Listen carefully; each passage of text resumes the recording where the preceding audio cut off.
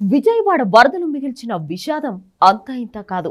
వరద తగ్గుతున్న కొద్దీ శవాలు బయటపడుతున్నాయి. వరదలకు బలైన వారి సంఖ్య ఇప్పటికే 40 దాటింది. సహాయక చర్యలు పూర్తయ్యే వరకు ఆ నెంబర్ ఎంతకు పెరుగుతుందో అనే ఆలోచనే ఇప్పుడు ప్రతి ఒక్కరి వెన్నులో వణుకు పుట్టిస్తుంది. ఈ వరదల్లో ఒక్కొక్కరిది ఒక్కో కథ, కదిలిస్తే ఒక్కొక్కరిది ఒక్కో వ్యాధ. ఆలస్యంగా వెలుగు చూసిన ఓ ఘటన ప్రతి ఒక్కరితో కన్నీళ్లు పెట్టిస్తోంది. వరదల్లో నలుగురిని కాపాడిన ఓ వ్యక్తి అదే వరదలో కొట్టుకుపోయి చనిపోయాడు. ఇప్పుడు ఆ కుటుంబం రోడ్డున పడింది. విజయవాడకు చెందిన చంద్రశేఖర్ సింగనగర్లోని డైరీ ఫామ్ లో పనిచేస్తూ ఉంటాడు. వరద ఒక్కసారిగా పోటెత్తడంతో తనతో పనిచేస్తున్న తన 2 తమ్ముళ్లు మరో 2ని కాపాడి షెడ్డు పైకప్పు మీదకి ఎక్కించాడు. తాళ్లతో కట్టేసిన ఆవులను వదిలేశాడు.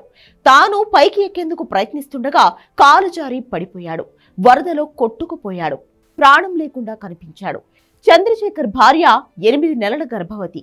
ఈ విషయం ఇప్పుడు ప్రతి ఒక్కరితో కన్నీళ్లు పెట్టిస్తోంది. చంద్రశేఖర్ మరణంతో అతని కుటుంబం విషాదంలో మునిగిపోయింది. తమకు దిక్కెవరు, వారు రోధిస్తున్న తీరు ప్రతి ఒక్కరిని కంటతడి పెట్టిస్తోంది. తమను కాపాడిన చంద్రశేఖర్ గల్లంత కావడంతో అతని సోదరులు 2 వ్యక్తులు తీవ్ర ఆవేదన వ్యక్తం చేస్తున్నారు.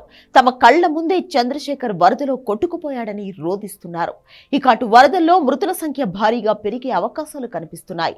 వరదల తర్వాత జనాలకు ఎలాంటి రోగాలు రాకుండా చర్యలు తీసుకోవడంతో పాటు బుడమేరు గండ్లు పూడ్చే పనిలో అధికారులు బిజీగా ఉన్నారు.